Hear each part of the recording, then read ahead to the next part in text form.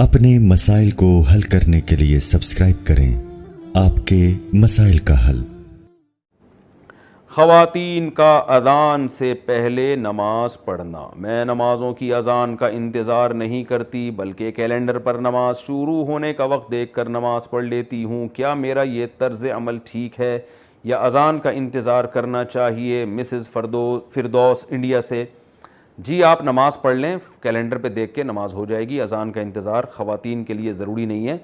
البتہ فجر کی جو صبح صادق کا جو نقشہ ہے نا، اس میں اختلاف ہے۔ بہت سے علماء تو کہتے ہیں یہی جو فجر جو ہے یہ صبح صادق 18 ڈگری پر ہوتی ہے، اور انڈیا پاکستان میں نقشے اسی حساب سے چھپے ہوئے ہیں۔ لیکن حضرت مفتی رشید احمد صاحب اور بہت سارے ماہر فلکیات کی رائے یہ ہے کہ 15 ڈگری پہ ہوتی ہے۔ تو انڈیا، پاکستان، بنگلہ دیش، برما میں وہ 15 ڈگری جو فجر ہے وہ موجودہ نقشوں کے کم سے کم 15 سے 20 منٹ کے بعد شروع ہوتی ہے۔ تو آپ فجر میں یہ احتیاط کر لیں کہ جو فجر میں صبح صادق کا ٹائم لکھا ہوا ہے اس سے 20 منٹ کے بعد آپ فجر پڑھ لیں۔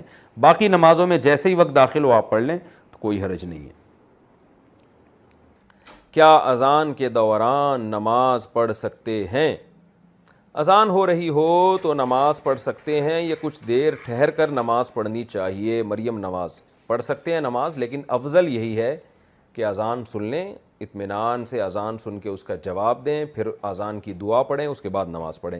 رسول اللہ صلی اللہ علیہ وسلم نے فرمایا کہ جب مؤذن اذان کہے تو فقولوا مثل ما قال المؤذن، تو وہی الفاظ دہرایا کرو جو مؤذن کہہ رہا ہے، لیکن حی علی الصلاۃ اور حی علی الفلاح پہ لا حول ولا قوت الا باللہ کہا کرو۔ تو اگر آپ اذان کے دوران نماز پڑھیں گی تو پھر یہ اذان کا جواب کون دے گا؟ تو اس لیے بہتر یہی ہے کہ اذان کے دوران اذان سنی جائے، انہی الفاظ کو دہرایا جائے کہ اللہ ہم بھی اقرار کرتے ہیں کہ تیرے سوا کوئی عبادت کے لائق نہیں، اور پھر آخر میں درود شریف پڑھ کے نبی صلی اللہ علیہ وسلم پر دعا پڑھی جائے۔ اللہم رب هذه الدعوۃ التامہ والصلاۃ القائمہ آت محمدا الوسیلۃ والفضیلہ وابعثہ مقاما محمودا الذی وعدتہ انک لا تخلف المیعاد۔ آپ نے فرمایا جو اذان کا جواب دے اور یہ دعا پڑھے، حلت لہ شفاعتی، میری شفاعت اس کے لیے لازم ہو جائے گی۔ تو اتنی بڑی فضیلت ہے، یہ اس پر عمل کرنا چاہیے۔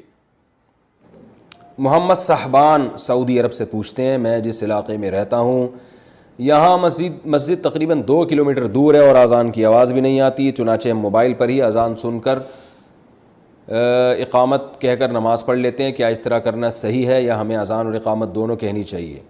نیز جو نمازیں پڑھی گئی ہیں وہ ادا ہو گئیں کہ نہیں؟ بھائی اس طرح کرنا بالکل بھی ٹھیک نہیں ہے۔ نمازیں تو ہو گئیں، اذان کے بغیر بھی نماز ادا ہو جائے گی، مگر یہ خلاف سنت ہے۔ فرض نماز آپ کو اذان کہہ کے پڑھنی ہے۔ ہاں اگر اذان کی آواز آپ کو آتی ہے، دور کوئی مسجد ہے جس کی آواز آپ تک آ رہی ہے، پھر آپ کے لیے اذان کہنا یہ ضروری نہیں ہے۔ عبداللہ ابن مسعود رضی اللہ تعالیٰ عنہ کا مشہور قول ہے، اذان الحی یکفینا، محلے کی اذان ہمارے لیے کافی ہے۔ لیکن اگر اذان کی آواز نہیں آتی تو پھر آپ کو چاہیے کہ آپ پراپر طریقے سے اذان کہیں، اقامت، اور پھر اس کے بعد فرض نماز ادا کریں۔ اذان کے بعد درود و سلام کا حکم۔ ہمارے گاؤں میں اذان سے پہلے اور اذان کے بعد صلاۃ و السلام پڑھا جاتا ہے، کیا یہ صحیح ہے؟ اس بارے میں رہنمائی فرما دیں۔ خواجہ صاحب، گجرات، پاکستان سے۔ دیکھو بھائی، اللہ کے رسول صلی اللہ علیہ وسلم نے جو ہمیں اذان بتائی ہے وہ اللہ اکبر سے شروع ہوتی ہے اور لا الہ الا اللہ پہ ختم ہوتی ہے۔ اس سے پہلے بلند آواز سے اسپیکر پہ درود پڑھنا یا اس کے بعد بلند آواز سے اسپیکر پہ درود پڑھنا، یا یعنی بلند آواز سے پڑھنا چاہے وہ اسپیکر پہ ہو یا بغیر اسپیکر کے، یہ آپ صلی اللہ علیہ وسلم سے ثابت نہیں ہے۔ صرف اتنا ثابت ہے کہ جب اذان ختم ہو تو نبی صلی اللہ علیہ وسلم کی ترغیب ہے کہ درود شریف پڑھو اور اس کے بعد یہ دعا پڑھو، اللہم رب هذه الدعوۃ التامہ والصلاۃ القائمہ آت محمدا الوسیلۃ والفضیلہ وابعثہ مقاما محمودا الذی وعدتہ انک لا تخلف المیعاد۔ بس اتنا پڑھا جائے گا۔ تو اس سے پہلے اور بعد میں جو پہلے تو درود شریف ہے ہی نہیں، لیکن اور اسپیکر پہ پڑھنا ہے تو اپنے طور پر کوئی کسی بھی وقت درود شریف پڑھ سکتا ہے، کوئی پابندی نہیں ہے، لیکن اسپیکر پہ جب آپ پڑھیں گے یا اذان سے پہلے بلند آواز سے پڑھیں گے تو لوگ یہی سمجھتے ہیں کہ یہ اذان کا حصہ ہے۔ تو جو کام رسول اللہ صلی اللہ علیہ وسلم نے نہیں کیا، صحابہ نے نہیں کیا، وہ کام اگر آپ ثواب سمجھ کے کریں گے تو وہ بدعت ہو جائے گا۔ لوگ کہتے ہیں اس میں حرج کیا ہے، درود شریف ہی پڑھ رہے ہیں نا اور کوئی غلط کام تھوڑی کر رہے ہیں۔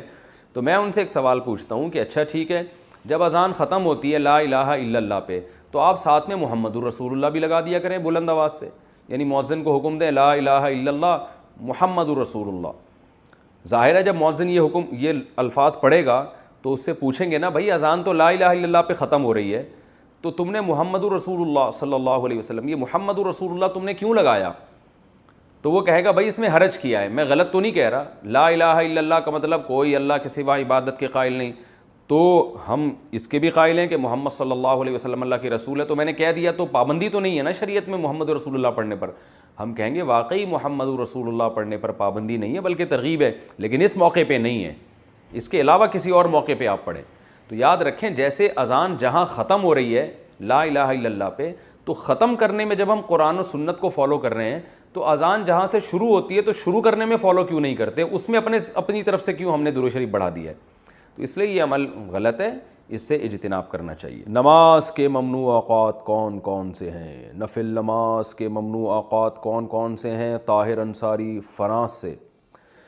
دیکھیں نماز کے جو ممنوع اوقات ہیں، ایک تو یہ ہے کہ سورج کا ذرا سا کنارہ نکل جائے، یعنی جب فجر کی نماز قضا ہوتی ہے نا جس ٹائم پہ سورج ذرا سا نکل جائے تو اب مکروہ وقت شروع ہو گیا، جب تک کہ وہ ایک نیزے تک نہیں پہنچ جاتا، یعنی اتنا بلند نہ ہو جائے کہ اس کی میں جو ہے نا تھوڑی سی چمک پیدا ہو جائے، جو پاکستان اور ہندوستان میں تقریباً 15 سے 20 منٹ کا ٹائم ہوتا ہے یہ، اور دوسرے ملکوں میں زیادہ بھی ہو سکتا ہے، ناروے میں ہو سکتا ہے بہت ہی زیادہ ہو، لیکن وہاں کے حکام الگ ہیں۔ تو یعنی سورج میں تھوڑی سی تیزی پیدا ہو جائے تو اس وقت پھر آپ نماز پڑھ سکتے ہیں۔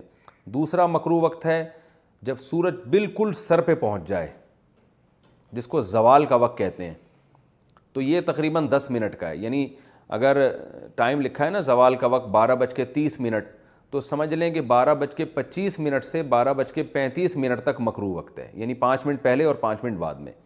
اور جب سورج غروب ہونے لگتا ہے تو جب غروب ہونے کے قریب پہنچ جائے گا، یعنی غروب ہونے سے ہندوستان پاکستان میں تقریباً 15 سے 20 منٹ پہلے، جب اس میں کی تیزی میں کمی پیدا ہو جائے، یعنی سورج کی چمک باقی نہ رہے، تو غروب ہونے سے 15-20 منٹ پہلے تک یہ ایسا ہوتا ہے، تو اس وقت بھی مکروہ وقت شروع ہو جاتا ہے، اس وقت بھی کوئی نماز نہیں پڑھ سکتے جب تک سورج مکمل غروب نہ ہو جائے۔